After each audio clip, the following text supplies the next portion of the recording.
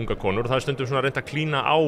kannski til dæmis menn eins og mig að þetta sé svona ungi karlar sem fylgja honum og sannarlega eru ungi karlar margir einmitt sólgnir í sjónarmið sem eru svolítið andstæð við þau sem hefur verið haldið að þeim til dæmis í skólakjörun og fjölmiðlum og í kerfinu öllu undanfarin árum að þessu vondir og eitraðir og ég veit ekki hvað þurfa að gefa eftir af sínum réttindum til handa einhverja alls konar annar hópa, þetta er svona þreytandi umræða fyrir karlana.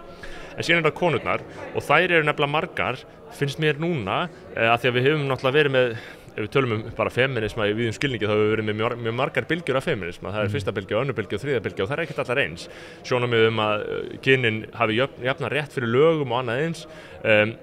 Að mörgu leyti hefur sú ágæta barátta flækst inn í mjög flókna margvíslega aðra marxíska baráttu með annarri og þriðju bylgju feminismans og róttækum feminisma sem að jafnvel segir bara kynin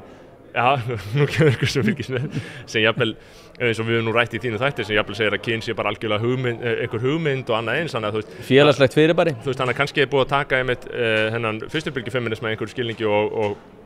rænunum og fara með hann inn í eitthvað annað og þá kannski finnur fólk sig sem að sannarlega stundum með rétti kvenna augljóslega finnur sig svolítið líka landlaust bara heyrðu byrju hvar stend ég og hvar er fólk sem er bara tala fyrir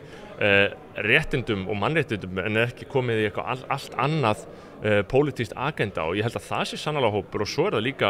einmitt bara að konur heldur ekki í mörgum tilvikum þessari endalausu fórnarlambsvæðingu sem að felst einmitt í þessum að hluta til ákveðnum öngum þessa róttæka feminisma. Þakka þér kærlega fyrir að hlusta á þennan stutta bút. Þú getur nálgast þennan þátt og allt efni hlaðvarpsins Ein pæling á pardus.is/ein pæling.